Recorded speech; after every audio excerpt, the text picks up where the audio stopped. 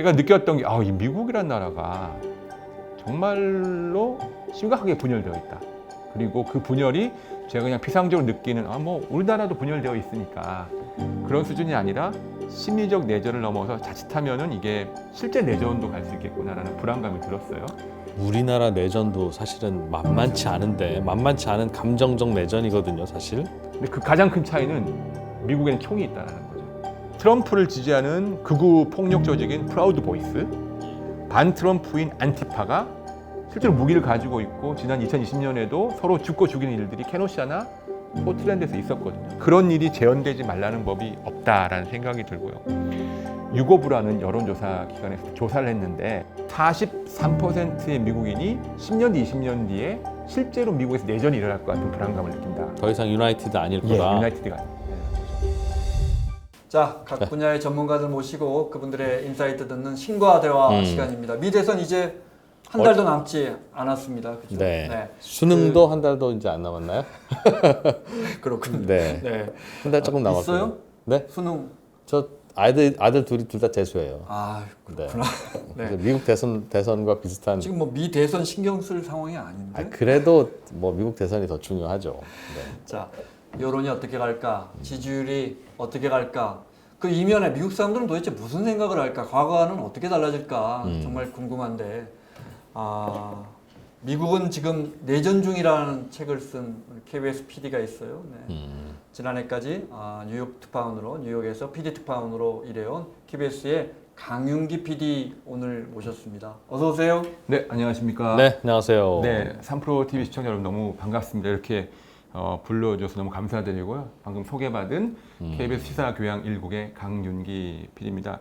22년 차 PD고요. KBS의 주요 시사교양 프로그램들 많이 만들었는데 지금은 특파원 보고 세계는 지금이라는 프로그램을 만들고 있고요. 네. 예, 말씀하신 대로 2020년부터 23년까지 뉴욕의 PD 특파원으로 근무를 했었고 여기 미국은 내전 중이라는 네. 책을 냈습니다. 다시 한번 불러서 감사드립니다. 근데 이제 경험도 하셨고 네. 책도 쓰셨고 그래서 정말 우리가 모르는 미국인들이 어떤 생각을 하는지 오늘 이것저것 많이 여쭤보겠습니다. 책이 예. 정말 도발중이에요. 도발적인데 미국은 내전 중 그것도 여쭤봐야겠어요. 미국은 왜 내전 중이에요? 제가 2020년부터 23년까지 3년 동안 미국에서 이제 PD 특파원 생활을 했는데요. 사실 그 시간은 3년이지만 뭐 어떤 분들은 그러시더라고요. 10년과 가까운 일들을 겪었다라고 얘기를 하시더라고요. 뭐 다 기억하시겠지만 코로나19라는 뭐 전대미문의 사건이 있었죠. 거기에 뉴욕은 그 중에서도 아주 에피센터 발원지 중에 진앙지 중에 한 군데였고요. 미국은 뭐 다 기억하시겠지만 100만 명 이상이 코로나19 때문에 사망을 했었죠. 그리고 2020년 미국 대선이 있었고요. BLM, 블랙 라이브스 매터 그 운동이 있었고 시위가 있었고요. 2022년에는 미국 중간 선거가 있었고요. 그 다음에 뭐 더 잘 아시겠지만은 미국이란 나라에서 3년 동안 금리가 그렇게 내렸다가 올랐다가 이렇게 업앤다운도 없었고 자산이나 부동산 가격도 마찬가지고 그래서 정말 많은 일들을 겪었는데 제가 그 시기 동안 쭉 세어보니까 34개 주를 직접 취재를 다녔더라고요. 그리고 한 120여 개의 아이템입니다. 뭐 정치, 경제, 사회, 문화, K-팝, 뭐 심지어 생로병사 비밀 같은 경우에는 의학도 있고요. 겪어보니까 또 많은 현장을 가보면서 제가 겪고 느꼈던 것들을 우리 시청자들이 좀 전달을 하고 싶다라는 생각이 일단 들었고요. 그 중에서도 제가 뭐 대선과 중간 선거를 둘 다 취재하는 기회가 좀 드문데 특파원들도 뭐 유세 현장을 다 따라다녀 봤거든요. 네. 제가 느꼈던 게 이 미국이란 나라가 정말로 심각하게 분열되어 있다라는 생각이 들었어요. 그리고 그 분열이 제가 그냥 피상적으로 느끼는 뭐 우리나라도 분열되어 있으니까 그런 수준이 아니라 심리적 내전을 넘어서 자칫하면은 이게 실제 내전도 갈 수 있겠구나라는 불안감이 들었어요. 우리나라 내전도 사실은 만만치 않은데 만만치 않은 감정적 내전이거든요, 그렇죠. 사실. 근데 그 가장 큰 차이는 미국에는 총이 있다는 거죠. 무기가 있죠. 한국은 내전이 있어도 버벌 싸움으로 끝날 수 있는데. 뭐 그렇죠. 댓글에서 싸우고 키보드 워리어. 네. 근데 미국은 심각하게 이제 발전할 수 있는 상황이 있고 제가 특히 미국이 내전으로 갈 수 있다는 생각이 들었던 게 2022년인데요. 그 당시에 연방 대법원이 그 로데 웨이드 판례를 폐기하면서 연방 차원에서 낙태권이 이제 뒤집어졌죠. 그때 제가 이제 워싱턴 DC에 취재를 여러 번 갔었는데 그때 만난 한 미국인이 이런 얘기를 하시더라고요. 외국 언론인이시니까 제가 한번 물어볼게요 그러더라고요. 뭐 물어보세요 그랬더니 미국이 5년 뒤 10년 뒤에도 같은 한 나라로 있을까요? 그러더라고요. 그 질문을 상당히 충격을 받았었어요. 실제로 2022년에 그 사건 이후로 유고브라는 여론조사 기관에서 그 조사를 했는데 낙태 문제 때문에? 네, 아니요. 그러니까 그 미국이란 나라에 대해서 43%의 미국인이 10년 뒤, 20년 뒤에 실제로 미국에서 내전이 일어날 것 같은 불안감을 느낀다. 더 이상 유나이티드 아닐 예, 거다. 유나이티드가 아니라는 거죠. 제가 그런 부분을 그래서 좀 더 알아보고 연구를 이제 취재를 해보면서 느꼈던 건데 이게 실제로 내전이 될 수도 있겠구나라는 생각이 들어서 이 책을 좀 써봐야 되겠다. 그리고 또 하나 더 큰 이유는 아까 잠깐 우리 이프로님께서 말씀하셨는데 이 제 책에 나와 있는 이 내용들에서 주어를 미국에서 한국으로 바꾸면 전혀 이상하지 않습니다. 근데 똑같은 일들이 그대로 한국에서도 벌어지고 있거든요. 그래서 좀 더 한국인들한테 좀 더 다가갈 수 있겠구나 이 내용이. 그래서 이 책을 쓰게 됐고요. 뭐 사실 처음에 책을 냈을 때 너무 오버 아니냐, 뭐 무슨 내전이냐라고 말씀하셨던 분들이 있었는데 트럼프 후보가 버틀러에서 암살 시도를 겪고 나서 그 다음에 정말 많은 문자를 받았어요. 책 제목 잘 지었다. 이게 왜 그런지 알겠다라는 말씀을 많이 하시더라고요. 오히려 그런 게 더 강화되고 있지 않나라는 생각이 듭니다. 서로 다시 붙는 건 어려운. 그 결정적인 저는 터닝 포인트가 이번 대선이라고 생각해요. 이번 대선 이후에 많은 미국 사람들도 이 부분에 대해서 불안감을 갖고 있거든요. 그래서 우리가 누가 되든 다시 한번 유나이티드 스테이츠 오브 아메리카를 만들어 보자라는 그 생각들이 중심이 된다면은 뭐 소위 말하는 내전까지는 안 가겠지만 그게 아니라 그게 더 문제가 되고 더 분열이 극화되고 갈등이 심화되고 심지어는 물리적 충돌까지 벌어진다면 더 좀 격화되지 않을까라는 우려가 좀 있습니다. 왜 그렇게 더 간극이 더 벌어졌다고 보세요? 우리나라는 우리는 이제 서로 경험하니까 점점 간극이 좀 더 벌어지고 있구나라는 건 느끼는데 그건 그냥 그래 뭐 그런 일들이 계속 벌어지다 보니 그렇게 자연스럽게 더 벌어지는 거지 뭐라는 정도거든요. 우리나라는 느끼시겠으나 미국은 무슨 계기나 사건들이 좀 있어서 그랬나요? 저는 크게 두 가지로 보고 있는데요. 첫 번째는 뭐 당연히 경제적인 이유입니다. 이 부분은 많은 분들이 아시겠지만은 트럼프라는 소위 말하는 현상. 사실 저는 트럼프가 나왔기 때문에 미국이 분열된 게 아니라 미국이 분열됐기 때문에 트럼프를 기다리고 있었던 거라고 생각하고 트럼프가 아니어도 누군가는 그 역할을 했을 거라고 생각이 들어요. 근데 그 결정적인 계기는 결국은 미국의 중산층 이하의 노동계층의 분노와 좌절이거든요. 예전에는 아마 미국이라고 하면은 뭐 잘 아시겠지만 기본적인 그 중산층대 집이 있습니다. 한 2층씩 되고 앞에 야드가 있고 싱글 패밀리 하우스 바베큐 구우면서 차 한 2대 정도 몰면서 이제 그런 분들이 사실은 2차 대전 이후에 미국의 중산층을 이뤘죠. 근데 특히 이제 러스트 벨트에 있는 그 노동계층이 근데 그 사람들의 삶이 90년대 말 2000년대 초반 이후에 붕괴됩니다. 근데 그 이유는 결국은 그분들이 다녔던 공장들이 이전했기 때문이에요. 아시아, 중국이나 아시아, 베트남으로. 일자리가 없어지면서 그분들이 대부분은 민주당의 주요한 지지자들이었죠. 노조를 하면서. 근데 자기 삶이 무너진 거였어요. 제가 하나 예를 들어드리면은 제가 이제 그 대표적인 트럼프 지지의 그 전형적인 모습을 보이는 분들 많이 이제 취재하면서 만났는데 위스콘신에 갔을 때 한 트럭 운전사를 만났어요. 이분은 정말 너무 딱 봤을 때는 전형적인 미국인이에요. 오토바이 타고 다니면서 즐기고 맥주 마시면서 야구 좋아하고 친절하고.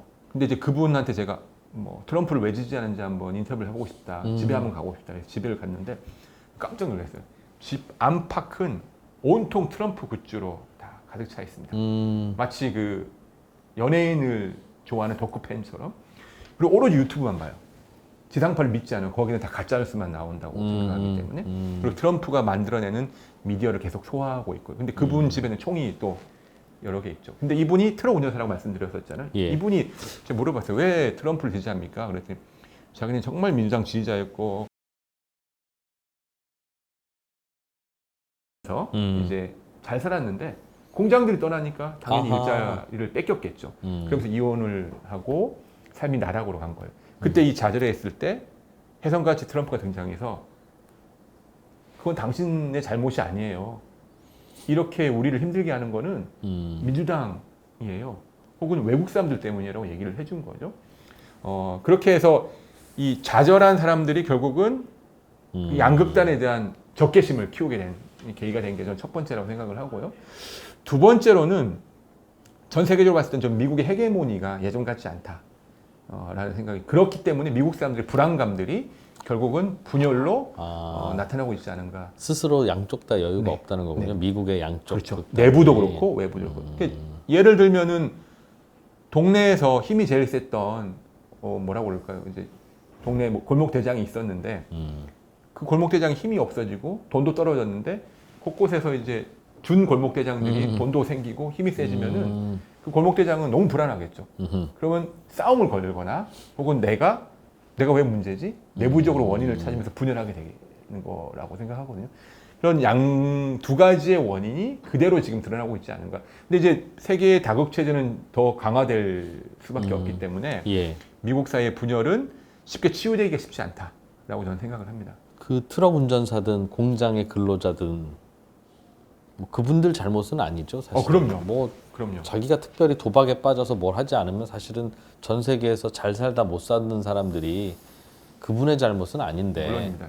뭐 농사가 잘 안 됐다거나 아니면 말씀하신 대로 전 세계 산업의 흐름이 좀 더 경쟁력을 찾아서 다른 나라로 가다 보면 미안하지만 경쟁력이 없었던 분들은 어쩔 수 없잖아요. 네. 말씀하신 대로 야구 좋아하고 그런 중산층의 삶을 즐기면서 그러니까 중국인 근로자들보다는 덜 열심히 일하니까 당연히 경쟁력 없는 거잖아요. 네네.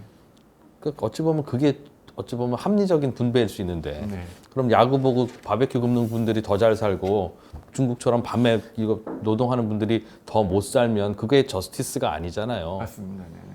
근데 그게 잘 안 받아들여지는 거겠죠. 자기 자신의 일이 되면. 그렇죠. 그리고 어쨌든 제가 그분들이 사는 동네를 가보면은 확실히 황폐해져 있어요. 한 집 건너, 두 집 건너 한 집이 비어 있고, 다 떠나 있고, 그리고 실제로 마약이나 총기 문제가 심각한 곳도 그쪽입니다. 당연히 그렇겠죠.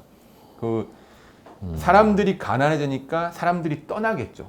그 떠난 자리는 더 가난한 사람들이나 마약 중독자들이나 노숙인들이 채우게 되고, 그러면 치안은 더 안 집값이 좋아요. 싸니까. 네. 또 치안이 불안해지고, 그러니까 악순환이 계속되니까 그분들의 분노는 더 커지는 거죠.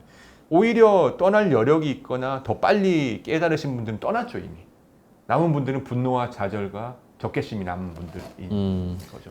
트럼프가 이제 그 민주당이나 그 외국이라면 대표적으로 이제 중국 그렇습니다. 타겟팅을 하지만 이번 TV 토론회에서 트럼프가 제일 많이 썼던 단어가 260회인가 데이라는 거예요. 그들. 네. 그들 딱 이렇게 편을 갈라치는 걸 잘하죠. 그러면서 아주 직관적인 단어로 그들 응징하겠다. 네. 뉘앙스로 번역하면 그놈들, 그놈들. 그 자식들. 네. 그러면서 그들이라고 분류를 하면 우리들이 굳어지죠. 우리 편은 내가 지켜주겠다. 네. 이게 이제 구획화가 되는데 사실 여기서 말하는 그들이라는 게 그냥 사실은 추상적인 거잖아요. 민주당도 아니고 바이든도 아니고 뭐 시진핑도 중국도 아니고 아니고 그냥 딥스테이트 같은 뭐 네. 음모론자들은 그런 이야기도 하고 네. 그들을 우리가 어떻게 해석해야 돼요? 말씀하신 대로 그들은 정말 다중적인 의미가 있다고 그러니까요. 저는 생각하는데 저는 이 책에서도 썼지만 이번 대선을 미국인의 정체성 전쟁이라고 저는 생각을 해요. 이게 단순히 뭐 공화당과 민주당, 뭐 트럼프와 해리스의 대결이 아니라 미국이라는 나라를 어떻게 생각하느냐에 나눠져 양분되어 있는 사람들이 벌이는 정체성 전쟁이다. 이거는 그래서 질 수 없는 전쟁이죠. 본인이 인정할 수 없는 거예요. 상대방의 후보가 대통령이 되는 거는 정말 치욕적인 거고 내가 그 밑에서 서로 살 수가 없다라고 생각을 하는 거거든요. 예를 들면은 트럼프를 해리스 지지자들은 거짓말쟁이 미치광이라고 봅니다. 거짓말을 실제로 많이 했었고 과장된 표현을 썼었고 반대로 이제 트럼프 지지자들은 예전에 바이든 같은 경우에는 치매 공산주의자 지금은 이제 흑인 공산주의자라고 보는 거거든요. 정확한 표현입니다. 그들은. 제 정체성 전쟁이라는 거를 제가 좀 세분해 보면은 지금 말씀하신 그들이 좀 나눠질 것 같은데요. 첫 번째는 저는 그들의 선거 구호에 모든 게 시작이 되어 있다라고 보거든요. 트럼프는 이렇게 아주 MAGA, Make America Great Again, 미국을 다시 위대하게. 이 말은 즉 미국이 지금 위대하지 않다는 거죠. 미국을 위대하게 만들지 않은 모든 사람들과 대결하겠다는 거죠. 거기는 뭐가 있을까요? 미국을 이렇게 망가뜨린 민주당이 있을 거고요. 그 다음에 미국을 위대하게 만들지 못하고 있는 외부의 다른 나라 세력들. 그래서 동맹을 또 끊겠다고 얘기를 하는 거고요. 그 외에도 좌파들도 있을 거고요. 그런 이제 그 단어에서 이제 보이는 게 있고, 반대로 해리스 측이 얘기하는 선거 구호는 We are not going back입니다. 우리는 다시 과거로 돌아가지 않겠다. 과거 세력과 단절하겠다는 건데, 이 과거는 트럼프 1기를 행정부를 얘기하는 거거든요. 그러니까 해리스 쪽에서는 트럼프가 파시스트라고 봐요. 민주주의자가 아니다. 그러니까 그 과거는 돌아가서는 안 되는 과거라고 보고 있습니다. 거기서 좀 명확한 대척점이 있고요. 두 번째 제가 보기에 이번 대선의 이 정체성의 이 포인트는 보수 복음주의자 대 진보 자유주의자. 이건 가치의 대결인데요. 보수 복음주의자. 복음주의자. 기독교 근본주의자들인 거죠. 대표적인 그 가치의 기준이 되는 건 낙태와 동성애가 있겠죠. 예. 그러니까 낙태와 동성애를 인간의 자유로서 볼 것이냐, 그것을 그것까지 오픈해 주는 것이 미국이라는 나라의 정체성에 맞느냐고 보는 세력과 금기시하는 세력의 대결입니다. 이것도 이제 그들로 나눠지는 거죠. 그것도 공화당 민주당의 그 균열과 정확해요. 예. 보수 복음주의자들은 공화당 세력이고요. 진보 자유주의자들은 민주당입니다. 그리고 나머지 이제 마지막으로 이게 어쩌면 이게 또 중요한 지금 선거에서 중요한 건데요. 미국이란 나라를 어떤 나라로 규정할 것인가? 와스프냐, 멜팅 팟이냐? 이게 와스프가 뭐냐면은 화이트 앵글로색슨 프로테스탄트. 미국이라는 나라가 사실은 뭐 물론 아메리카 원주민이 살긴 했지만 결국 미국이라는 나라를 만든 거는 유럽에서 건너온 이주민들이었죠. 이주민들, 백인들이었잖아요. 그 미국 건국 초기의 정신으로 돌아가서 어쩌면은 백인 민족주의 국가로 돌아가자고 생각하는 공화당 세력과 트럼프와 멜팅팟, 말 그대로 용광로잖아요. 미국이란 나라는 여러 나라에서 온 이민자들이 만드는 창의성과 다양성이 녹아져서 미국이란 아메리칸 드림을 만들고 미국이 세계 최강의 나라가 되었다라고 생각하는 세력의 대결입니다. 이것도 정확하게 민주당과 공화당이 나눠집니다. 공화당은 지금 이민자들에서 아주 원색적인 비난을 하죠. 트럼프는 여러 차례 이민자들의 피가 미국을 오염시키고 있다. 이민자들을 그리고 얼마 전에 토론에서는 그 오하이오주 스프링필드에 있는 IT 난민들이 개 잡아먹는 반려동물들을 잡아먹는다라고 해서 약간 팩트 체크가 안 된 얘기를 하면서 이제 논란이 됐었는데 나눠집니다. 근데 후보를 보시면요, 이게 정확하게 드러나요. 백인 이민자의 정통적인 후손인 트럼프와 해리스는 보십시오. 아버지는 자메이카계 흑인이고 어머니는 인도계 어머니예요. 정확하게 나눈. 오히려 트럼프와 바이든보다 더 강화됐습니다. 강화됐기 때문에 지금 말씀하신 그들이라는 건 다중적인 의미가 있지만 방금 제가 말씀드린 세 가지 이 포인트를 보시면 어느 정도 나눠지는데 정확하게 근데 공화당과 민주당, 민주당과 공화당, 트럼프와 해리스, 해리스, 트럼프 이 세 가지에서 양분돼 있고 그들의 지지 세력이 결집되어 있기 때문에 이번 대선을 저는 정책적 전쟁이라고 보고 있습니다. 민주당 입장에서는 미국의 중산층들이 중국 때문에 또는 뭐 경제 상황 때문에 어려워진 것이 그들도 감싸 안아야 할 국민들이었을 것 같은데 네네. 우리나라 민주당은 특히 더 그렇게 하잖아요. 네네. 근데 왜 민주당은 그들과 이렇게 됐을까요? 저도 그 부분은 사실은 좀 많이 원래 공화당이 자유와 책임을 그렇습니다. 강조하고 민주당은 그 사회적인 보살핌이 더 중요합니다라는 쪽이라서 사실 공화당의 논리로 보면 야, 세계 경제 질서가 그렇게 돼서 그렇게 된 걸 당신들이 뭐 우리가 어떻게 하겠어? 더 열심히 하는 수밖에 없지. 뭐 특별한 방법이 없어요. 일 거였을 것 같은데 오히려 트럼프는 그들을 감싸고 민주당은 왜 또 그들과 그렇게 멀어지게 됐는지. 뭐 제가 궁금하네요. 정치적인 전문가는 아니라서 정확하게 분석하기는 힘들겠지만 제 개인적인 견해로는 어느 정부가 사실은 뭐 특정한 계층을 버리려고 하지 겠어요? 않았겠죠. 트럼프가 더 매력적으로 예, 더 다가갔다는. 매력적이었고 제가 보기에는 바이든 정부가 실패한 것이 저는 선거 역사에도 볼 수 있다고 저는 생각을 하거든요. 어쩌면은 그 바이든 민주당이 전통적인 지지층인 중산층 이하의 노동계층, 노조를 중심으로 한 계층에 대한 방심을 한 게 아닌가라는 생각이 우리 편이니까. 우리 편이니까. 그럴 수 그리고 있겠군요. 그게 후보를 내세울 때 저는 드러났다고 생각을 하고 물론 이제 그 각자의 후보들의 역사적인 의미들은 있지만 2008년에 등장했던 오바마 후보는 분명 미국사의 의미는 있죠. 아프리카계 흑인이 미국인이 최초로 대통령이 됐지만 많은 미국인들에게는 백인들에게는 분노를 또 자아내게 그의 당선 자체가 아하. 그의 당선 자체가 이거는 우리가 이제 미국의 주류가 아닌데 근데 그 주류 대부분이 방금 말씀하신 백인들 노동계층이 느끼는 이제 일종의 소외감이었던 거거든요. 이제는 그러니까 무슨 그 보수 진보의 네. 개념의 충돌이 아니라 얼마나 핏줄로 가깝고 네네. 뭐 얼마나 피부색이 비슷하냐는 쪽으로 갈라져 있다는 뜻이군요. 미국이 얼마나 복잡한 사회입니까? 저는 제가 그런 표현을 많이 써요. 한국이 0에서 10까지로 나눠진 사회라면 제가 보기엔 미국은 0에서부터 100까지 나눠져 있다. 정말 다양하게 인종과 계층과 문화와 이게 다 엮여져 있는데 하나를 얻으려면 하나는 문제가 생기게 마련이거든요. 아까 제가 오바마 말씀을 드렸는데 2016년에 그러면은 민주당이 그러면은 어떤 후보를 내세웠습니까? 힐러리 클린턴이었죠. 힐러리 클린턴은 이제 흑인 대통령에게 충격을 받은 백인 중산층 남성들에게 네. 두 번째 충격을 준 거예요. 여성 대통령이 나오네. 내가 지지했던 민주당에서. 그리고 이제 약간 힐러리 클린턴은 뭐 죄송한 말씀이지만은 약간 밉상 이미지가 강했거든요. 약간 너무 깍쟁이. 똑똑한 백인 여자 엘리트. 그러니까 맞는 말만 하는데 왠지 우리하고 같은 편 같지는 않아. 맞습니다. 실제로 뭐 그런 이미지가 좀 강했고요. 그러다 보니까 2016년 대선에서 졌죠. 그리고 그 대선에 진 이유는 결국 러스트벨트에 분노했던 백인 남성들이 힐러리 클린턴을 지지하지 않았기 때문이거든요. 그래서 저는 바이든이 당선된 이유는 쉽습니다. 백인 남성이기 때문에 그래도 러스트벨트에서 어느 정도 다시 표를 얻었다고 생각하거든요. 근데 이번에는 이제 해리스가 나왔죠.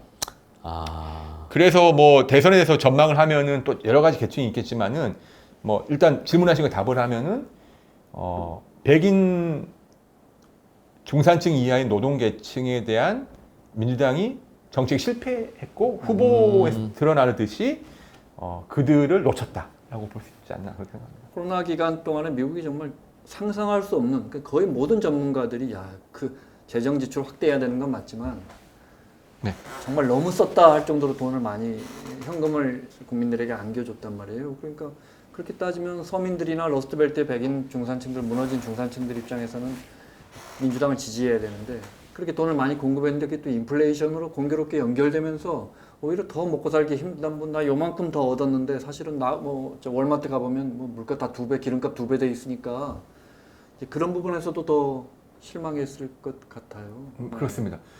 저는 그런데 그런 부분에 있어서 사실은 이제 미국인들 이중성도 저는 보인다고 저는 생각을 하거든요. 어떤 거냐면은 이게 이제 이민 정책하고도 연결이 돼 있는 건데 지금 공화당이나 트럼프 쪽에서는 불법 이민 남에 대해서 아주 신랄하게 공격을 하고 있죠. 실제로 저는 제가 보기에는 불법 이민자들이 주는 문제들은 꽤 있습니다. 뭐 실제로 미국에는 이제 이런 개념이 생츄어리 시티라는 개념, 성역 도시라는 개념이 있거든요. 뉴욕이나 LA 같은 대도시들이 그런 데서 들어가는데 예. 쉽게 얘기하면은 불법 이민자들이 왔을 때 그들에게도 똑같이 도시 빈민하고 똑같은 처우를 해줘야 되는 거예요. 예를 들면은 뉴욕 같은 경우에는 라이트 쉘터라고 쉼터권이 있는데 밤 10시 이전에 미성년 자녀가 있는 누군가가 와서 시에 나 잘 곳을 마련해 주세요 하면 제공해야 됩니다. 그게 의무입니다. 근데 그거는 불법 난민이든 뭐 이민자든 다 마찬가지거든요. 근데 그러려면은 돈이 들겠죠. 세금이 들겠죠. 근데 미국의 일반인들이 보기에는 아니 내가 낸 세금이 나랑 아무런 관계가 없는 저런 난민들한테 쓰이네? 분노가 세금도 되겠죠. 한 푼도 안 내는 사람. 네네. 그럼 물가는 오르고 분노하는 거죠.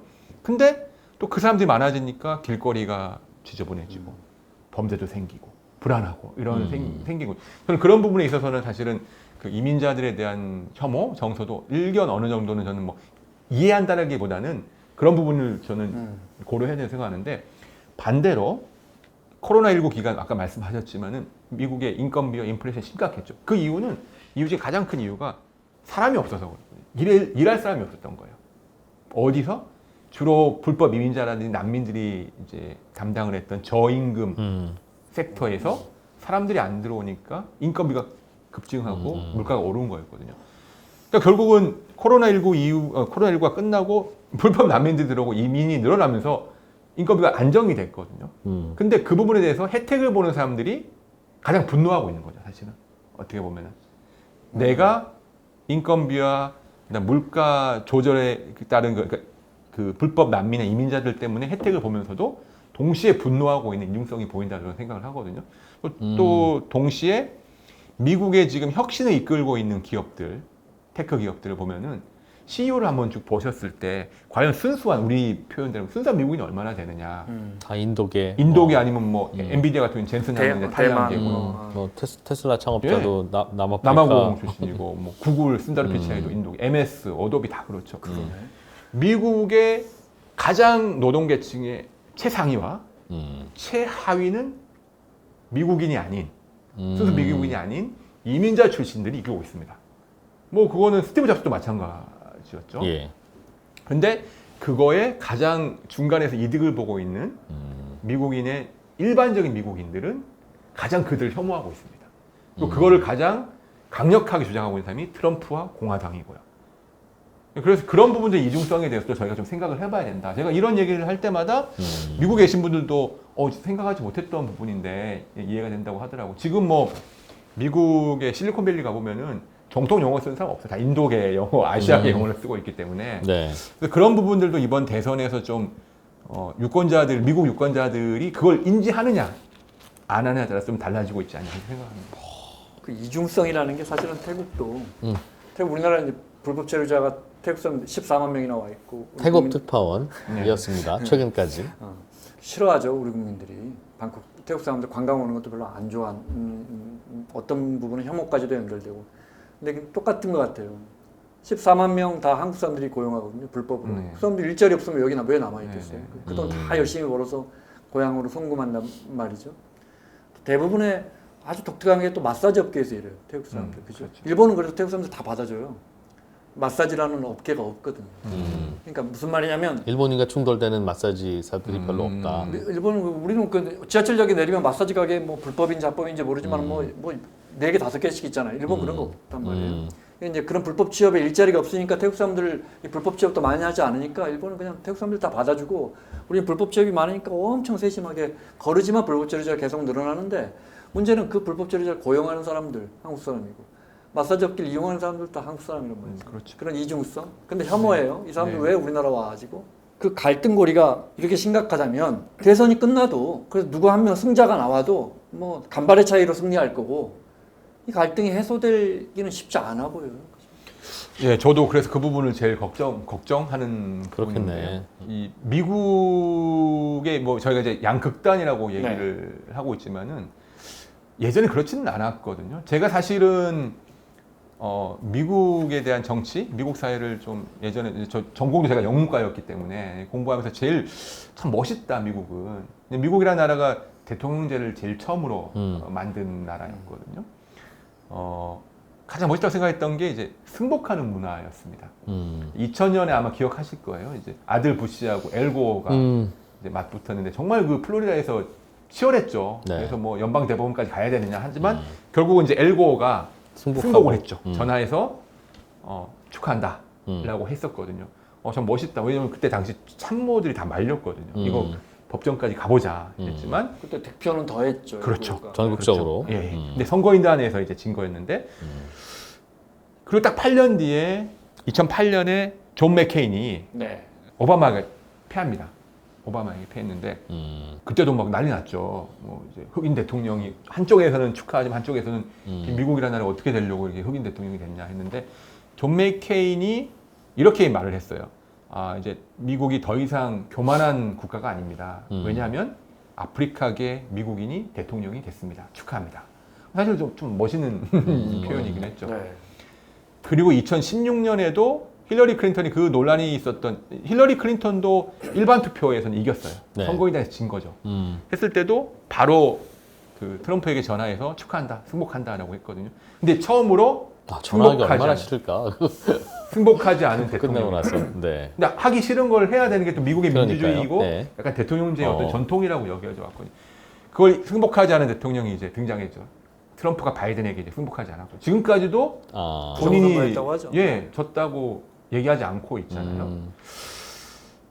그런 문화가 이제 사라졌고 제가 보기에는 그런 문제가 결국 2021년 1월 6일에 의사당 폭력 사태까지 나왔는데 저는 이번 대선이 끝나면 그보다 더했으면 더했지 덜하지는 않을 것이다. 왜냐하면은 아까 말씀드린 대로 이번 대선을 절체절명의 정체성 전쟁으로 보는 사람들이 강하고 그리고 이미 트럼프는 밑밥을 이제 깔고 있습니다. 이번 선거가 본인이 승리하지 않으면 부정선거다. 부정선거일 거다 얘기를 하고 있고요. 그래서 충돌을 피할 수 없을 것 같고 그거는 근데 해리스 지지자들도 만만치 않습니다. 그러니까 해리스 후보는 혹은 민주당은 승복할 수 있어도 해리스를 지지하거나 아니면 해리스를 지지하지 않지만 트럼프를 너무너무 싫어하는 세력들 강경 좌파 같은 경우에는 뭐 안티파 같은 경우에는 절대 트럼프를 인정하지 않을 것이다. 결국 그렇게 되면은 제가 뒤에도 다시 말씀드릴 기회가 있을지 모르겠는데 트럼프를 지지하는 극우 폭력 조직인 프라우드 보이스 예. 반 트럼프인 안티파가 실제로 무기를 가지고 있고 지난 2020년에도 서로 죽고 죽이는 일들이 케노시아나 포틀랜드에서 있었거든요. 그런 일이 재현되지 말라는 법이 없다라는 생각이 들고요. 제가 최근에 또 재미난 얘기를 하나 해드리면은 어프렌티스라는 영화가 있어요. 그 트럼프의 전기 영화인데 트럼프가 어떻게 해서 사업적으로 성공을 했고 어떻게 해서 멘탈을 갖게 됐는지를 보여주는 영화인데 이제 미국과 한국에서 개봉을 하는 제가 이제 언론 시사에 다녀와서 봤는데 거기서 아주 재밌는 부분을 봤어요. 그 로이 콘이라는 미국의 아주 유명한 변호사가 사실은 트럼프의 사수, 도제, 그러니까 선생님이었거든요. 예. 스승이었는데 그 스승이 트럼프에게 가르쳐주는 게 있습니다. 트럼프, 너 절대 나한테 배워야 될 것들이 딱 하나 중요한 게 있는데 패배를 인정하지 말라. 라고 얘기를 해요. 그래야지 네가 이긴다. 라는 부분이 나와요. 그리고 그게 트럼프가 그 교훈을 배워가는 과정을 보여주고 있거든요. 아마 미국 정치에 관심이 있으신 분은 그 영화를 보시면 좀 재밌을 것 같은데. 변호사가 사수예요? 트럼프가 네. 부동산 사업을 하면서 예. 이제 변호사가 필요하다는 걸 느꼈죠. 그러면서 트럼프 타워를 짓고 부동산 그러면서 이제 사업을 한 수 배우기 배우기 위해서 변호사였다. 그 당시에 가장 승소율이 높았고 메카시즘 때 아주 그 활동했던 로이 콘이라는 변호사를 찾아가서 나를 좀 가르쳐달라라고 해요. 그러면서 트럼프 타워를 만들 때라든지 뭐 아트랜티시티를 만들 때라든지 이 트럼프의 법적인 변호인이자 공식적인 그다음에 스승으로서 이제 활동을 하거든요. 근데 나중에는 그 로이 콘이 트럼프의 변화에 너무 놀라서 멀어지게 됩니다. 너무 변해버리니까. 근데 이제 어쨌든 그 과정을 그린 영화인데 거기서 저는 재밌었던 게 트럼프가 패배를 인정하면 안 된다는 걸 로이 콘한테 배우게 돼요. 근데 그게 아마 이 성향이 그대로 이번 대선과 지난 대선에도 드러났고 이번 대선에서도 드러날 것이다. 그렇기 때문에 양측이 제가 보기엔 불복할 가능성이 있고 그 불복은 좀 안타깝지만 좀 심각한 충돌로도 이어질 수도 있다라고 저는 생각을 합니다. 트럼프 대통령이 못 믿겠다는 우편 투표의 그 과정은 어떤 거예요? 이거 부정이 이루어지고 있다는 그 단계는 어떤 거예요? 아니 뭐 저희랑 사실 비슷합니다. 저희 나라랑 비슷한데 사실 뭐 저도 이제 트럼프 측에서 가장 심각하게 부정선거라고 이제 주장하는 거는 소지가 있다고 생각하는 말씀하신 이제 우리로 치면 우편 투표나 사전 현장 투표는 이미 시작이 됐죠 미국에서는. 예. 근데 미국은 아시다시피 50개 주가 있어요. 주마다 선거 형식이 다 다릅니다. 네. 그렇기 때문에 어떤 주는 뭐 사전 투표를 벌써 시작한 데도 있고 어떤 주는 아닌 곳도 있고 우편 투표를 이렇게 허용해 준 데도 있고 안 해 준 데도 있고 그리고 뭐 산골에 정말 우리와는 차원이 다르게 뭐 몇 시간을 차를 타고 가야지 투표를 할 수 있는 곳에 오는 사람도 있잖아요. 그렇기 때문에 사실은 많은 미국의 선거 전문가들도 미국의 사전 투표와 우편 투표가 100% 정확하진 않다라고 인정을 해요. 오류도 있고 뭐 보냈는데 안 오기도 하고 우리처럼 확실하진 않죠. 근데 그런 오류가 우리랑 방식이 거의 비슷하거든요. 근데 그 오류는 훨씬 더 많이 발생하는데 문제는 거기서 발생하는 오류나 문제가 선거의 결과에 영향을 줄 만큼이냐 아니면 누군가 의도적으로 조작했느냐 그거는 아니라는 게 저는 취재해보지 않았으니까 제가 판단하는 건 아니고요. 미국의 보통 언론들이나 전문가는 그렇게 얘기를 하죠. 심지어는 지난번 2020년 트럼프가 부정선거였다고 가장 심각하게 주장하는 곳이 조지아주거든요. 예. 그 조지아주의 공화당 소속의 당직자들이나 법무부 장관도 선거관리위원장도 그건 아니야. 선거 결과는 문제 없어라고 얘기를 했죠. 그래서 지금도 문제가 되고 있지만요. 아무튼 그 선거 결과에 영향을 줄 만큼은 아니다라고 보는데 계속해서 끊임없이 문제 제기를 이제 하고 있는 상황이고요. 아마 트럼프가 이번에 당선이 돼서 예. 2기 행정부가 꾸려진다면 당시에 그 선거 부정론에 동의하지 않았던 본인이 공화당 출신의 인사들이나 그런 인사들에 대한 복수를 강하게 할 것이다. 라고 같은 공화당이라 해서 예. 그리고 이제 그 자리들을 자신에게 충성하는 사람들로 채울 그러겠죠. 것이다. 그거는. 그런 이제 예측을 많이 하고 있죠. 예. 경제적인 문제가 가장 큰 근본의 원인이었다고 보십니까? 네. 원래 인심이라는 게 곳간에서 나는 거라서 네. 내가 좀 먹고 살면 좀 마음에 안 드는 대통령 나와도 그런가 보다 하고 우리나라 잘 사는 게 좋은 거지 뭐. 여유로워지는데 네. 너그러워지는데 그 여유와 너그러움들이 이제 사라지는 원인이 결국은 뭐 살기 힘들어지는 문제겠죠. 뭐 전적으로 동의를 하고요. 지금 분열이 심한 우리나라도 뭐 정치 양극화가 심하고 분열이 심하잖아요. 이런 분열이 심한 나라들의 특징을 보면 유럽도 마찬가지고요. 선거라는 제도를 통해서 성숙한 민주주의를 어느 정도 실현하고 있었지만 예. 경제적으로 성장이 한계에 다다른 못 사는 것도 아닌데. 아닙니다. 못 살면 아예 민주주의가 없기 때문에 대부분이 이제 독재라든지 이런 게 있기 때문에 사실은 갈등이 없고 계속 발전할 수 있기 때문에. 나름 먹고 살 만은 한데. 네.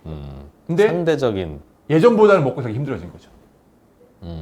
그러면 누군가를 미워하게 되고 갈등이 생기고 또 그 자리를 치고 올라오는 뭐 다른 나라나 개발도상국이나 이민자들에 대한 분노가 생기는 거라고 생각을 하고요. 저는 뒤에 또 이 부분을 말씀드리겠지만은 뭐 저한테 많은 분들이 질문하는 누가 될 것 같냐 뭐 이거는 또 다른 질문이겠지만은 지금 남아있는 미국 대선에서 마지막 남은 변수는 저는 유가라고 생각해요. 유가. 그것이 유가. 물가를 자극하는. 네네. 그러니까 이게 뭐냐면 남들은 이제 중동 리스크라고 표현을 하는데 저는 미국 사람들이 지금 유권자들이 뭐 아랍 전쟁, 중동 전쟁의 여파나 뭐 이제 그래서 이스라엘 승리하느냐 아니면은 하마스나 헤즈볼라가 승리하느냐 아니면 휴전이 어떻게 되냐 물론 표면적으로 그거지만은 지금까지는 미국 선거 결과에 저는 영향을 주기는 힘들다. 워낙 양측의 지지층이 결집돼 있기 때문에. 근데 마지막으로 흔들 수 있는 게 중동 리스크로 인한 유가의 변동이다라고 저는 생각을 하거든요. 그게 만약에 오르면 해리스한테 불리하죠. 왜요? 왜 어떤 메커니즘으로? 일단 지금의 중동 정책에 있어서 현재 나라를 경영하고 있는 부통령이잖아요. 거기에 대한 책임이 있는 거죠. 알아서 잘해서 유가 안 오르게 했어야지. 그럼요. 그리고 와. 트럼프는 공격하기 너무 좋은 거죠. 봐봐, 해리스와 바이든 행정부가 너네 물가를 이렇게 올렸어. 거기다 저기 외국에 대한 전쟁도 관리하지 못했어라는 공격 포인트가 정확하게 들어갈 수 있거든요. 근데 그 유가는 결국은 이란이 개입되느냐 마느냐에 따라서 결정이 될 거거든요.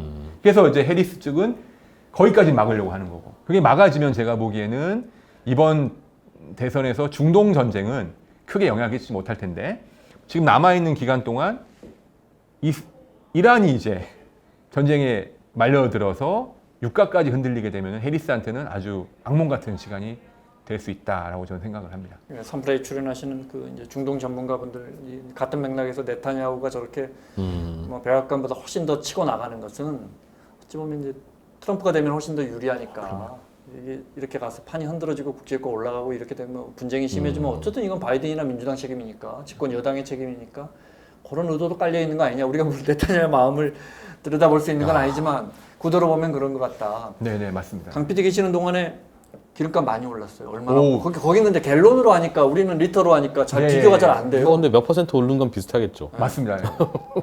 제가 2020년에 처음 이제 뉴욕에 부임했을 때는 2달러대였어요. 2.45 갤런당. 갤런당 2.45 뭐 그러다가 매년 조금씩 오르다가 2021년에 3달러 후반, 4달러 초반, 2022년에는 6달러까지 올랐어요. 거의 두 3배, 배가 넘, 두 배가 2배, 3배까지 올랐었습니다. 이 구도가 어떻게 가능하지? 우리는 똑같이 기름 수입에다 쓰고 미국은 심지어 자기들 기름도 좀 쓰는데 우리는 근데 미국은 여전히 1,600원이란 말이에요. 근데 우리는 기본적으로 세금을 반 이상 붙여놓은 상태로 기본적으로 미국 입장에서 보면 한 8달러 되는 거니까 그렇죠. 기본적으로 8달러 받다가 조금 오르면 9달러도 받고 조금 내리면 7달러도 받고 이러는 상황이라 우리는 별로 반이 세금이니까 세금은 안 건드리니 바이든 행정부가 이제 전통적인 의미의 석유 산업보다는 네. 셰일가스 같은 것들을 좀 억제하면서 신재생 에너지를 이제 부흥시키려고 하면서 유가가 더 올렸던 것도 있는 것 같고요.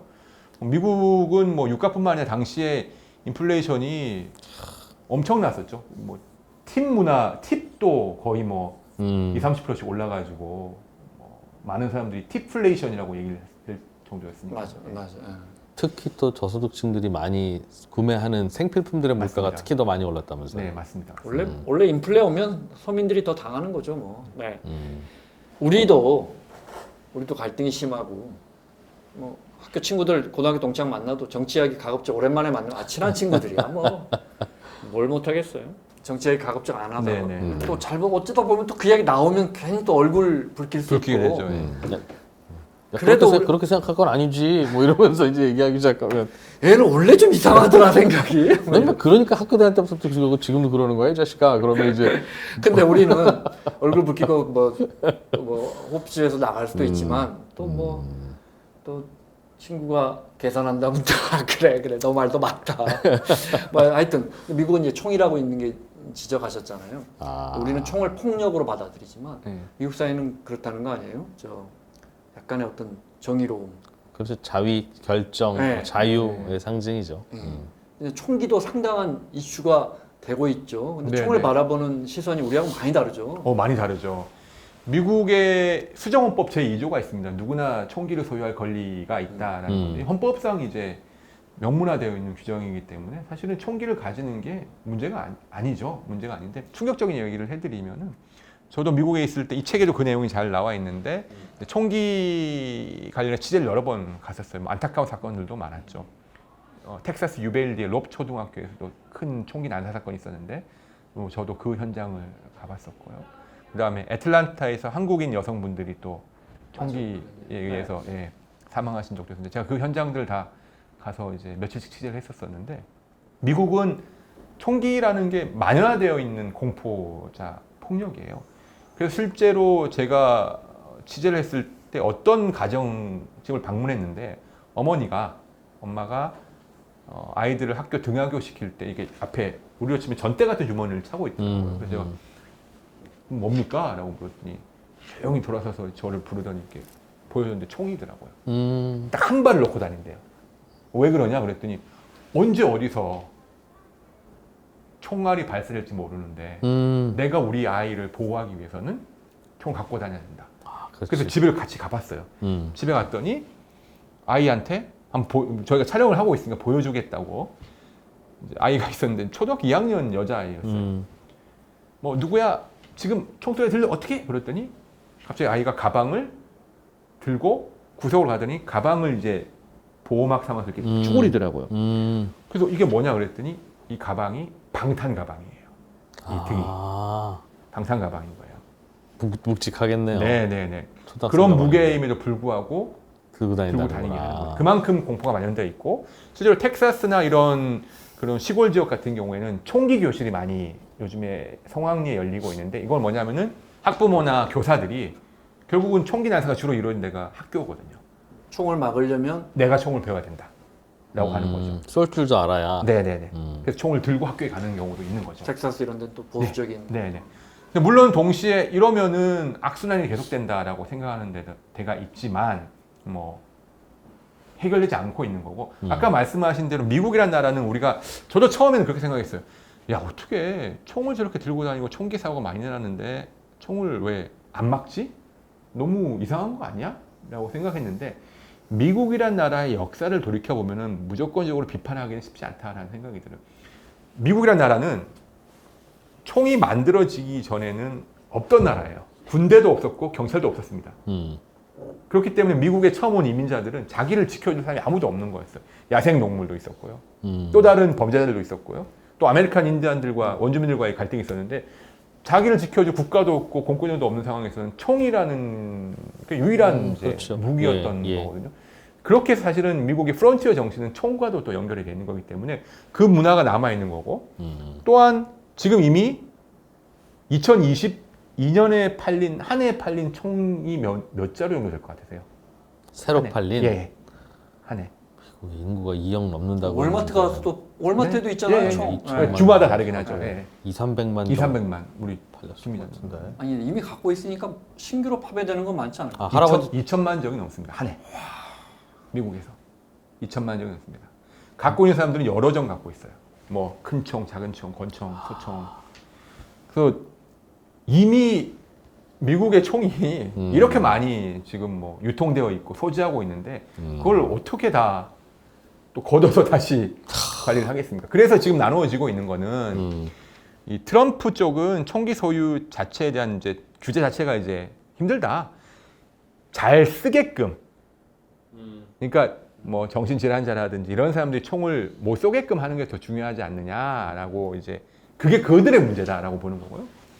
민주당 쪽도 이제는 총기 소유 자체를 막을 수는 없다는 걸 인정을 하고 살 수 있는 제한, 연령이라든지 그 사람들의 심리 상태, 재산 상태를 봐가지고 총을 함부로 못 사게 해서 최대한 그 총기 사고를 막아보자로 바뀐 거죠. 근데 그것도 합의가 안 되고 있는 상황인 거죠. 총들이 있으니까 서로 일정한 선은 안 넘는 그런 자제 효과는 없어요?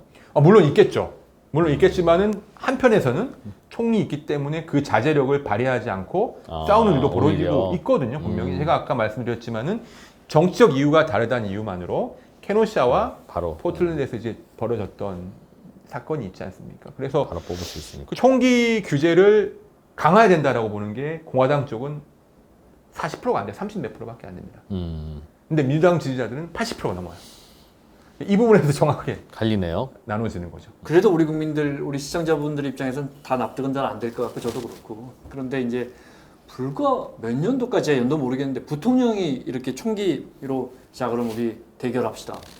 네. 빵! 부통령이 죽은 적도 있더라고요. 근데 네네네. 이제 그걸 이야기를 들어보니까 명쾌하고 명확하고 그 정의로 오히려 깔끔하고 정의로운 것이다. 왜냐하면 힘 있는 사람, 돈 있는 사람, 권력 있는 사람. 근데 내가 저항할 수 있는 게 뭐 있어? 어떤 부당함에 내가 저항하는데, 내가 우리 땅을 뺏겼다 이거지. 자, 그럼 대결합시다. 그게 받아들여져서 둘이 열 발짝 가고 빵 쏴서 게임 끝내는 거. 우리가 볼 때는 도대체 이게 뭔 일이야 하지만 미국의 그 오랜 전통이나 물론 유럽에서 온 문화겠지만 보면 그 사람들 입장에서는 오히려 이게 정의로운 거 아니냐라는 인식이 그런 거에서 싹 텄을 수도 있었을 것 같아요. 실제로 제가 어떤 분을 만났냐면요. 퇴역한 군인이었는데 텍사스에서 만난 이제 취재하면서 만난 분이었는데 이분도 총을 들고 다니는 분이에요. 텍사스는 총기 휴대가 자유롭거든요. 당신은 왜 총을 들고 다니고 배우고 있느냐 했더니 이분이 말했던 기억이 본인이 이제 자녀가 어렸을 때 딸을 데리고 쇼핑몰에 갔는데 그때 쇼핑몰에서 총기 범이 있었던 거예요. 총을 막 쏘기 시작했고 했는데 이분이 자기가 갖고 있는 총으로 그 범인을 제압한 거예요. 그 기억이 있기 때문에 자기는 총을 버리라고 하는 거는 자기는 용납할 수 없다는 그래 거고. 그 상황에서 공권력이 다 지켜줄 거야? 네네. 아니잖아. 예. 내가 내 가족을 지킨 경험이 있기 때문에 그 신념을 버릴 수가 없는 거죠.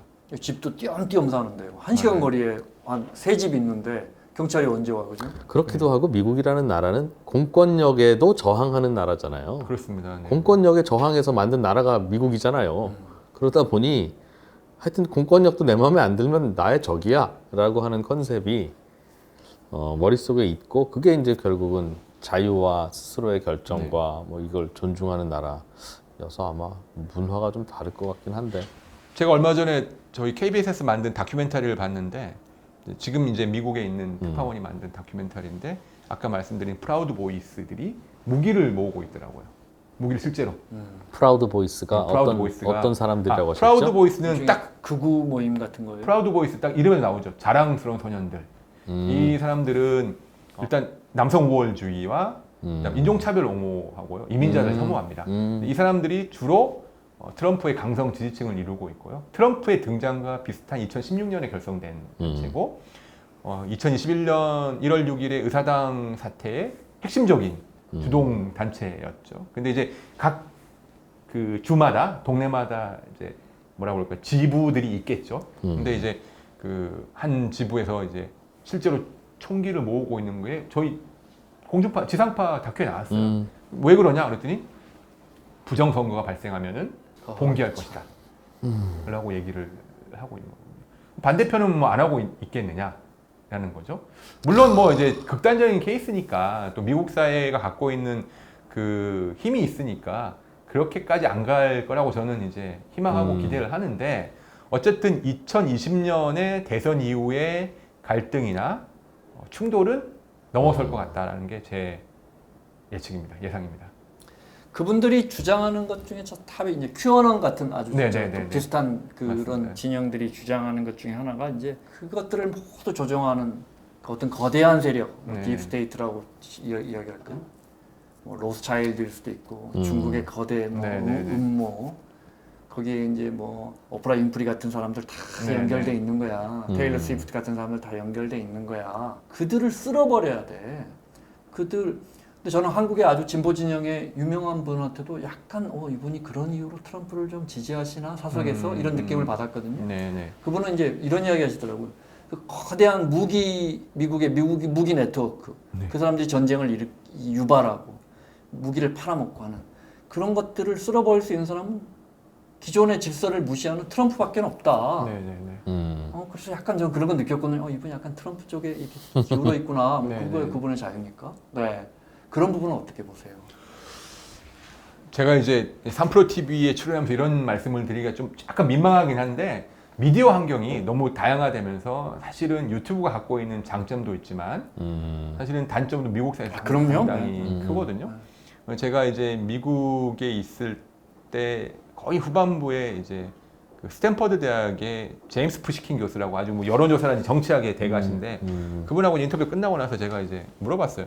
현대 민주주의의 가장 큰 적은 뭐라고 생각하십니까? 라고 했더니 그분이 1초도 쉬지 않고 유튜브 그러더라고요. 왜 그렇게 생각하십니까? 그랬더니 어쨌든 많은 정치인들이나 이런 그 이데올로기를 전파하려고 하는 사람들이 이 유튜브를 통해서 페이크 뉴스, 가짜 뉴스라든지 잘못된 정보를 전파하고 있고 제가 아까 말씀드렸다시피 그 트럼프가 지금 주장하거나 혹은 반대쪽에서 주장하는 어떤 극단의 논리들을 설파하는 어쨌든 주요 수단은 유튜브와 SNS입니다. 지금 상황에. 물론 한국도 마찬가지인 거고요. 그래서 미국 사회에서도 어느 정도 그 부분에 대한 이제 뭐 연구라든지 고민들이 많이 있더라고요. 지금 말씀하시는 큐어너라든지 그런 음모론들도 대부분 그렇게 이제 하고 있는데 최근에 미국의 미디어나 정치학을 하시는 분들의 제1순위 논문 주제가 바로 이 주제예요. 이게 우리 SNS, 유튜브가 어떻게 하면 민주주의와 좀 더 이제 그 시너지 효과를 내게 할 수 근데 있겠느냐. 유튜브야말로 미국의 헌법이 주장하던 프리덤 오브 스피치의 가장 이상적인 형태잖아요. 그렇습니다. 그러니 유튜브를 통해서 뭔가 의견들이 전달되는 것 자체가 문제가 아니라 그렇죠. 어떤 의견이 유튜브를 통해서 전달됐는데 그 사람에게 설득이 됐는데 사실은 나쁜 의견이라면 그건 사람들이 그 의견을 받아들이는 눈높이나 이해력이나 지적 수준이 떨어지니까 그런 의견에 휩쓸린다 뿐이지 그게 찌라시를 통해서 전달되든 그게 인터넷을 통해서 전달되든 그게 뭐를 통해서 전달되든 그게 결국은 많은 의견이 자유롭게 전달되는 이른바 의견의 멜팅팟에서 그게 이 민주주의를 해치는 게 된다면 그건 그걸 막을 게 아니라 사람들의 지적 수준을 향상시켜야지 되는 문제 아닐까요? 그래서 미디어 교육을 강화하고 아까 말씀하신 미디어 리터러시라고 그러잖아요. 이제 미디어를 해독하는 능력들을 이제 갖추게끔 학교에서부터 교육을 하고 학생 때부터 교육을 해서 본인 스스로 이 미디어에서 주장하는 게 옳고 그르다든지 가짜와 진짜인 거, 진실임을 구별할 수 있는 능력을 기울여야 되겠다라는 얘기를 많이 하죠. 근데 다만 이제 알고리즘에 대한 지적들은 좀 있는 것 같아요. 계속 강화되니까. 네, 알고리즘은 자유라고 하지만 뭐라 그럴까 그렇죠. 조작되어 있는 자유일 수도 있잖아요. 사실은. 의견을 예, 그런 부분에 대해서 좀 논란이 있는 거는 사실과 다른 팩트를 네. 근거로 제시하면서 설득하면 뭐 당할 수가 없죠. 네, 사실. 네, 네. 유가가 오르면 민주당이 불리하다고 하는 게 사실 유가 오르는 게 물가 오르는 걸 그 메커니즘을 들여다보면 근본적으로는 사람들의 소득이 늘어나니까 그 돈이라도 사니까 오르는 거고 어찌 보면 경제가 발전하니까 물가가 오르는 거잖아요. 사람들 주머니에 3만 원 주고 포도 한 송이 살 수 있는 돈이 있으니까 포도가 3만 원이지 나의 동료 소비자들이 그렇게 소비하기 때문인데 생각해보면 그게 내 탓도 아니고 그들 탓도 아니고 정부 탓은 더욱더 아닌 것인데 그럼 미국이 경제가 안 좋아서 정말 저렇게 서민들이 힘들다면 미국은 그나마 사실 기대 이상으로 성장률이 높았고 재정도 많이 풀었는데 그래서. 유럽 사람들은 지금 난리가 났어요. 근데 이게 정말. 상대적인 것도 있고 하여튼 그런 건데 다른 나라 사람들 어떻게 사는지도 모르고 물가가 왜 오르는지도 모르고 아무튼 내가 짜증나면 정부 네. 탓이라고 하는 거니까 그 유권자의 수준이 좀 업그레이드 되지 않으면 제가 이 정확한 통계를 보진 않았는데 제가 전에 듣기로는 미국인들 중에서 여권을 갖고 있는 사람들이 60%가 안 된다고 그러더라고요. 그러니까 미국이라는 나라가 워낙 크니까 사실은 딴 나라를 가볼 필요가 별로 없죠. 사실은 그렇죠, 뭐 그렇죠. 잘 아시겠지만은 미국인들이 음. 뭐 인생의 가장 큰 여행지를 외국으로 안 뉴욕, 가거든요. 뭐, 뉴욕 네. 아니면 뭐 플로리다, 마이애미, 뭐 음. 디즈니 월드 이렇게 하잖아요. 가보면은 가족들끼리 딱 티셔츠 맞춰 입고 와서 우리 가족 여행 와서 아버지 한갑 여행 왔어요 이렇게 하잖아요. 그만큼 어떻게 보면은 이 프로님 말씀하신 것처럼 워낙 세계 최강이었고 본인들이 갖고 있는 자부심이 강했기 때문에 외국의 변화라든지 그런 것들에 대해서는 또 동감하거나 좀 독선적이지 않았을까라는 생각도 저는 드네요. 그럼 세계 최강의 그리고 빠른 경제 성장의 빠른 삶의 질의 향상이 계속 이렇게 올라가야 유지되던 유나이티드 스테이츠가 그게 꺾이면서 네. 분열되고 있다. 사실은 그렇죠. 저 큰 땅덩이에 저 많은 사람들의 저 많은 다양한 배경들이 하나의 나라로서 유지되는 게 신기한 거잖아요. 사실은. 불가능. 그걸- 그래서 그걸- 사실 유나이티드를 하려고 했던 참 거고. 그래서 위대한 나라인 연방제 건데 국가였던 그게 어려워지고 있다. 네, 네. 민주당 시카고에서 전당대회 할 때 저 오프라 윈프리가 이야기할 때 그 맞나요? 그 무슨 루이스 상원 의원 돌아가신 네네네, 하원 의원이 네네네. 이야기한 우리는 서로 다른 배를 타고 이 땅에 왔지만 모두 한 배를 타고 있다. 네, 네, 네. 그 말이 진짜 미국이 당면한 위기를 한 배에서도 1등실, 2등실 선실이 다 다르고 저쪽에 가서 처박혀 있으면 멀미만 하고 같은 흑인 노예들은 워낙 뭐 배가 거의- 크니까 네, 흑인 노예들은 거의 뭐 짐짝처럼 실려서 왔었잖아요. 그때. 네. 같은 배는 맞지만 나는 불만이야. 이제라는 강특파원 그 펜타닐 취재하는 그 네. 내가 본 적 있어요. 아, 네, 네. 마약. 네, 그 네. 마약 문제 조금 여쭤봐도 돼요? 마약에 대한 네. 질문은요. 네. 못 막아서 못 막아요? 아니면 안 막는 거예요? 이유가 뭐예요? 콜롬비아 마약 뭐 거기는 다 미국이 뭐 다 폭격도 하고 막 그러더만 네, 네. 미국 안에 돌아다니는 마약을 진짜 미국의 공권력이 못 막아서 그래요? 총기 못 막듯이? 못 막는 거죠. 그래요? 못 막는 이유는 있는데, 제가 설명을 드리면은 제가 이제 요즘에는 한국 분들 너무 잘 아시죠? 좀비 거리라고. 켄싱턴의 좀비 거리. 제가 필라델피아 그 거리 2번 갔었거든요, 취재를 위해서. 정말 보면은 무섭고 충격적이에요. 사람들이 움직이지도 못하고 좀비처럼. 근데 그들은 옆에 가도 누가 왔다는 걸 인식도 못 합니다. 근데 그 거리에서 유일하게 눈을 말똥말똥 뜨고 건장한 체계로 돌아다니는 사람들이 있어요. 몇 명 있는데. 마약상들이에요. 파는 사람들. 마약상들이에요. 아 샐러드. 예, 그 사람들은 절대 마약을 하지 않습니다. 음. 그러면 마약 못 팔기 때문에. 근데 저희가 이제 차를 타고 심지어 내리지도 않았는데 한 두세 번 정도 저희를 위협하고 거의 따라오고 뭐 뭘 던지고 정말 무서운 정도 있었는데 아, 샐러들이 아니면 셀러들이요. 왜냐하면 마약하는 사람들은 제가 옆에 있는지도 모릅니다. 아 예, 인식도 못한. 낯설다 이거지. 그렇죠. 근데 문제는 이런 거리들이 점점 늘고 있다는 거예요. 뉴욕, LA, 샌프란시스코, 시애틀, 시카고 대도시 다 퍼지고 있거든요. 샐러드 단속을 왜 안 해요? 못 해요? 하는데 그 자체가 한계가 있는 거죠. 왜 그러냐면 공권력이. 예, 왜 그러냐면 사실 켄싱턴 거리도 경찰들이 있습니다. 저 신기해서 왜 안 잡지? 왜 안 잡지? 제가 물어봤어요. 왜 안 잡느냐? 그들은 다 총을 갖고 있다는 거예요. 샐러들은. 그러니까 거기서 만약에 단속을 시작하는 순간 더 큰 폭력과 저항할 쉽지 않고. 거고. 더 큰 총격전이 벌어질 수 있기 때문에 제가 보기엔 경찰들이 그 지역에서는 최소한 더 나가지만 마, 더 이 구역에서만 아. 나가지만 마 정도로 이제 보고 있더라고요. 근데 왜 이렇게 그럼 퍼지고 있느냐? 아까 뭐 콜롬비아에 대한 말씀하셨는데 우리가 흔히 아는 마약은 마리아나. 이제 마리아나는 미국의 상당수주에서 합법화가 됐습니다. 전 세계적으로 그렇고요. 코카인 주로 생산했던 뭐 콜롬비아라든지 뭐 볼리비아 많이 이제 마약 단속을 했죠. 그래서 무서운 새로운 마약들이 등장했어요. 그게 펜타닐입니다. 펜타닐은 원래 말기 암 환자에게 쓰던 마약성 영화도 있잖아요. 였는데 이게 너무 싸요. 왜냐하면은 그냥 인도나 중국의 복제약 시장에서 찍어내면 되거든요. 싸고 유통도 편하고, 그러니까 심지어는 아이들이 먹는 사탕이나 젤리 같은데 섞어서 팔고, 코카인이라든지 기존의 마약하고 섞으면 너무 효과가 큰 거예요. 중독성도 강하고. 그래서 그게 순식간에 퍼졌습니다. 지금 많은 분들이 보시는 그 좀비 같은 그 마약 중독자들은 펜타닐이 1차적인 원인이에요. 코카인이나 마리아나는 아닙니다. 예. 근데 이 사람들이 이제 미국에서도 이게 많이 퍼지니까 단속을 하기 시작했어요. 그랬더니 또 신종 마약이 등장한 게 자일라진이라는 겁니다. 이거는 동물에 쓰던 마취제인데 단속이 약하고 더 싸고 더 중독성이 강하니까 이런 신종 마약이 퍼지고 있는 거거든요. 이거를 단속할 수 있는 힘이 부족한 거죠. 왜 그러냐? 첫 번째로는 SNS의 영향이 큽니다. 이제 유통이 SNS를 통해서 아주 쉽게 이루어지고 있어요.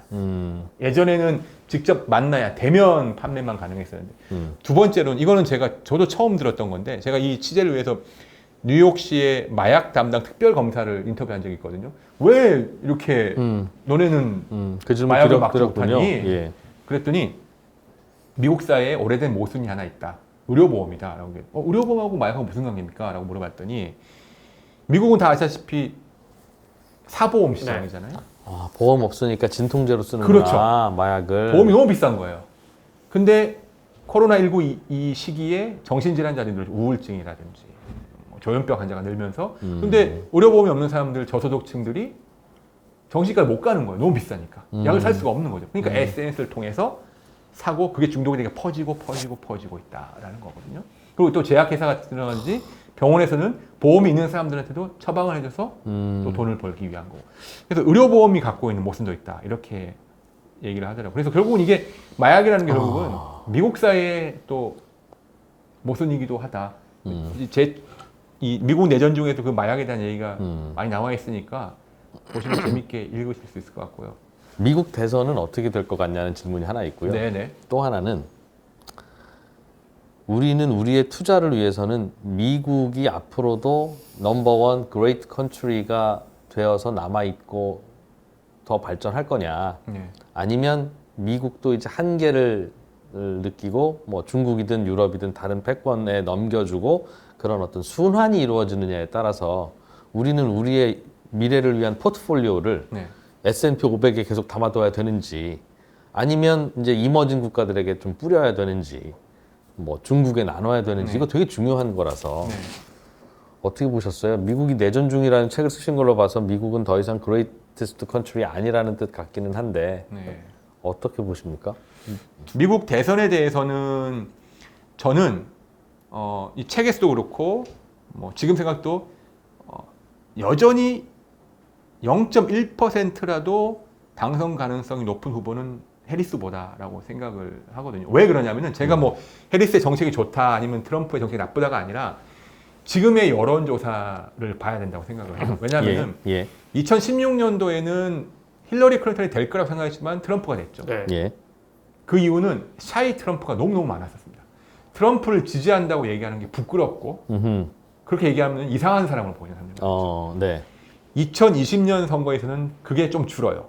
근데 여론조사보다는 바이든의 득표율이 좀 낮았습니다. 그러니까 네. 당연히 그랬겠죠. 예. 샤이 바이든보다 샤이 트럼프가 예. 많았을 테니까. 근데 샤이 트럼프 숫자가 좀 줄었습니다. 음. 근데 2022년 선거를 잘 봐야 됩니다. 2020년 중간선거에서 대부분의 전문가들은 공화당의 압승을 예측했어요. 근데 막상 열어보니 펜실베이니아라든지 조지아에서, 조지아는 민주당이 상원의원이 됐고요. 펜실베이니아 주지사도 민주당이 됐습니다. 예. 그게 뭐냐면은 샤이 트럼프가 더 이상 존재하지 않은 거죠. 왜냐하면 이제 더 이상 트럼프를 지지하는 걸 부끄럽게 여기는 사람이 없어진 겁니다. 그러면 여론조사에서는 샤이 트럼프가 이만큼 있을 거라고 생각하고 가산점을 줬나 보군요. 네, 어느 정도 그걸 그동안. 예측했죠. 지금도 많은 전문가분들이 아. 샤이 트럼프가 있지 않을까 얘기하는데 저는 뭐 여론조사 기법 자체도 많이 지금 이제 보정이 됐고요. 미국의 언론을 봐도 제가 오늘 지금 들어오기 전에 직전에 지금 뉴욕타임스 보니까 오늘 아침에 평균은 3% 해리스가 이긴다고 돼 있더라고요. 근데 미국은 선거 인단으로 결정하는 거니까 네네. 전체 득표가 몇 퍼센트 그러니까. 차이인지 이거는 별 의미가 맞습니다. 없는데 왜 자꾸 그걸 여론조사로 공표를 해주죠? 이제 그 세부 항목을 보면은 경합주라고 보이는 7개 주의 네. 항목들을 보면 되거든요. 근데 지금 그 7개 주의 경합주의 여론조사도 또 그대로 지금 그대로 투표가 실시된다면은 해리스가 이깁니다. 반대로 그러면은 샤이 해리스가 있느냐? 샤이 해리스도 없다 그런 생각해요. 그렇게 샤이 네. 해리스는 뭐 몇 달 전만 해도 샤이 바이든은 정말 많았습니다.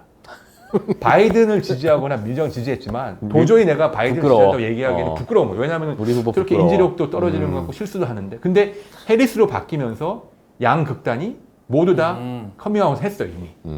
그리고 결집돼 있습니다. 그래서 저는 앞으로 여론조사를 앞으로 남은 기간 동안 만약에 여론조사에서 트럼프가 뒤집으면은 그대로 트럼프가 승리할 가능성이 높고요. 특히 이제 경합주에서도 그게 아니면은 지금대로 간다면 저는 해리스가 이길 가능성이 상당히 그 여론조사가 매우 정확하게 지금 반영하고 있다고 반영되고 있다고 보시군요. 생각합니다. 샤이가 없다라고 생각을 하고 두 번째 있습니다. 질문. 두 번째 질문은 미국은 계속 위대한 나라로 남을까요? 저는 미국은 위대한 나라로 남느냐 안 남느냐는 아직 이번 대선 결과 좀 봐야 된다고 생각하는데 우리의 입장에서는 미국이 지금의 헤게모니를 유지하고 지키는 것이 훨씬 더 경제적으로도 그렇고 정치 안보적으로 유리하다라고 저는 생각을 하고 있습니다. 그에 대한 준비가 저는 전혀 안 돼 있다고 저는 생각을 하고 있고요. 우리가 특히 이제 뭐 안보적으로 봤을 때도 지금 미국의 헤게모니가 무너진다면은 과연 전 세계는 매일 전쟁이겠죠. 예, 곳곳에서 전쟁이 벌어질 것이고 지금의 유럽이라든 뭐 나토나 그럼. 뭐 유럽 저기 중동에서 벌어지는 중동 봐요. 갈등은 미국의 헤게모니가 잠깐 빠졌더니 네. 전할리잖아요. 아무것도 아니고 그렇게 되면 결국은 경제적으로도 많은 음. 여파들 영향들이 있기 때문에 만약에 미국의 헤게모니가 바뀌더라도 천천히 우리가 준비하면서 대비하면서 바뀌어야지 급속하게 바뀌는 순간 전 세계가 큰 혼란과 더 큰 분쟁과 더 큰 갈등 심지어는 어떤 미국이나 유럽의 전문가들은 3차 대전에 대해서 공공연하게 얘기를 하고 있지 않습니까? 그래서 그런 부분에 대해서는 저는 미국의 헤게모니가 급격하게 붕괴해서는 무너지는 것은 안 된다. 안 된다고 생각을 합니다. 무너질 것 같아요? 안 무너질 것 같아요? 결론적으로는 무너지지 않겠습니까? 그 시기의 문제이지 않겠습니까? 미국을 경제적으로 부강한 나라로 만든 이유에 대해서도 많은 전문가들이 고민과 분석을 하는데 물론 여러 가지가 있지만 대표적으로 보여주는 신뢰 중에 하나가 미국은 기업이 나이를 먹어가면 오래된 기업은 규모가 크다는 거예요. 네. 그 말은 무슨 얘기냐면 다른 나라에 비해서 월등히 그 대신 숫자는 작겠죠. 그러니까 미국은 기업이 창업을 해서 가다가 망하든가 아니면 커지든가 그러니까 망하는 기업을 먹겠죠. 시장도 먹고 인수합병도 하고 아니면 중간에 죽기도 하고 그러면서 결국은 오래 가면 아주 커지는 거고 그 대신 오래 가는 기업이 잘은 없다. 왜냐하면 휴대폰도 만들었다가 갑자기 애플이 만들면 뭐 그냥 쓰러지고 모토로라 쓰러지고 뭐 이러잖아요. 네. 그러니까 그런 치열한 경쟁이 내부에서 계속 혁신을 만들고 야 내가 기득권인데 그래도 좀 봐줘라 그런 거 없는 이제 그런 경제 시스템이 선진국 중에 거의 유일하게 돌아가고 있다. 진짜 자본주의. 진짜 자본주의. 그런데 다른 나라들은 이제 일본 같은 경우에 우리가 이제 100년 기업 많다고 부러워하는데 100년 기업이 있는데 여전히 노포라는 거죠. 그 말은 100년 동안 망하지도 않고 네. 성장도 안 하고 그냥 야 그럼 쟤를 집어 먹어야 되는데 아유 우리끼리 뭐 그렇게 서로 그래 그냥 이렇게 좋은 게 좋은 거지. 그러면서 다들 그러고 있더라는 거죠. 다른 나라는 기업이 오래돼도 성장도 안 하고 숫자도 안 줄고 크지도 않고 작지도 않고 이게 뭔가 하나 이제 요 동네에서 내가 기득권을 갖고 있으면 요거 지키기도 하고 서해에서도 인정해주고 다른 데는 오지 마 뭐 이러고 그러니까 혁신도 안 일어나고 그런 차이라는 건데 미국에 그런 변화가 있느냐가 궁금한 거죠. 그러니까. 저는 사실 뭐 그 부분에 대해서는 전문가가 아니라서 네. 참 대답하기가 조심스러운데 저는 그 말씀은 꼭 드리고 싶긴 해요. 제가 이제 미국은 내전 중이라는 책을 썼으니까 미국은 이제 곧 망할 것 같다, 아니면 미국에 대해서 뭐 부정적인 생각 갖고 있냐 생각 말씀을 하는 분도 있는데 전혀 아닙니다. 저는 여전히 미국이 가장 기회가 많고 그리고 아직도 전 세계 어느 나라보다 조건이 좋은 나라다라고 생각해요. 왜냐하면 미국이 지정학적으로도 옆에 강대국이 없잖아요. 강대국이 없고 정말 천혜의 자연 환경과 대서양과 태평양을 그렇게 양면에 크게 갖고 있는 나라가 어디 있습니까? 또 자원도 많고 그 다음에 아직도 여전히 미국에는 전 세계에서 가장 똑똑하고 가장 진취적이고 가장 창의적인 사람들이 몰려들고 있습니다. 그들이 사실은 미국을 지금 끌고 가고 있고 억지로 끌고 가고 있거든요. 그런 힘은 당분간은 계속이 될 것이고 그들이 갖고 있는 또 내부적인 또 반성과 사회적 합의가 대안이 없다. 미국이란 나라를 당분간은 지속시킬 수 있겠으나 이 미국이란 나라 외에도 여러 나라들이 이제 경제적인 힘과 과학기술을 바탕으로 해서 도전하고 있기 때문에 어느 정도 가다 보면은 지금보다는 훨씬 더 다극체제로 변할 것이고 그 다극체제의 변함은 헤게모니의 자연적인 쇠퇴로도 이어지지 않을까라고 많은 분들이 얘기하시고 저는 거기에 동의를 한다는 정도죠. 이 제 책이 사실 정치적인 얘기가 있다고 많이 의심하시는데 그 부분 앞에 조금만 있고요. 사실 뒤에 얘기들은 제가 3년 동안 미국을 취재하면서 느꼈던 정치, 경제, 사회, 문화, 뭐 아까 말씀드린 뭐 총기나 마약같이 이런 현장을 누볐던 취재기라고 보시면 돼요. 그게 왜 미국 사회 분열로 이어지는지를 재밌게 쓴 책이니까 뭐 읽어보신 분들도 쉽게 읽었다고 하시니까 좀 책을 읽어보셔도 미국 사회를 이해하시는 데 많이 네. 도움이 될 것 같다라는 부탁을 드리겠습니다. 자, 오늘 KBS의 뉴욕 특파원으로 일하시다가 이번에 미국은 내전 중이라는 책을 쓴 KBS의 강윤기 프로듀서와 함께 신과대화 시간 가져봤습니다. 고맙습니다. 네, 다시 한번 불러주셔서 너무 감사드립니다. 네, 예. 수고하셨어요. 네. 고맙습니다. 무려 6천 명이 넘는 어른들이 모여 세상의 변화를 읽으며 기회를 모색했던 그곳 위즈덤 칼리지가 교보문고와 함께 돌아왔습니다. 70여 시간의 커리큘럼, 대한민국 최고의 전문가 16명이 함께합니다. 투자와 경제, 임형록, 정채진, 조영무, 박석중, 국제, 강성용, 최준영, 신은철, 심리, 김경일, 서은국, 예술, 전원경, 테크, 권석준, 도시, 김시덕, 과학, 김범준, 창의, 최인아, 여기에 월가의 전문가, 펀드스트랩 창업자 톰 리, 그리고 스노우폭스 그룹 창업자 김승호 회장과 함께하는 스페셜 세션까지 최저 수강료 그리고 최대 혜택의 시기 얼리버드 마감 전 지금 수강 신청하십시오. 영상 아래 링크를 클릭하시면 자세한 내용을 확인하실 수 있습니다.